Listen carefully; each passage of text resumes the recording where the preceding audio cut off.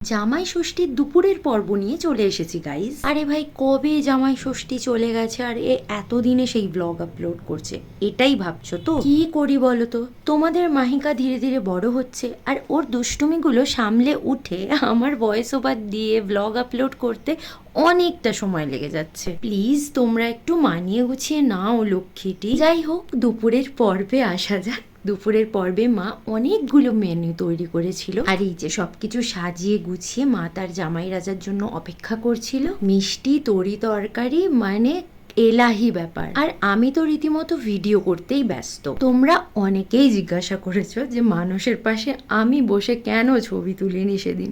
সত্যিই আমার ভীষণ ইচ্ছে ছিল সেদিন মানসের পাশে বসে সুন্দর করে সেজে গুজে ছবি তোলার, বাট বিশ্বাস করো এত গরম দিয়েছিল সেদিন, আর এত তাড়াহুড়োর মধ্যে আমার একদম ইচ্ছে করছিল না যে রেডি হয়ে আবার সেজে গুজে বসি ছবি তুলি। তাই সেদিন আমি ক্যাজুয়াল আউটফিট, মানে যেরকম বাড়িতে পরা হয় সেরকম ভাবেই ছিলাম, আর এইসব আয়োজনের ফটোজ আর ভিডিওস তোলার দায়িত্ব নিয়ে নিয়েছিলাম। আর এই দুপুরের পর্বে মানুষ একদম রেডি হয়ে খেতে বসে গিয়েছিল।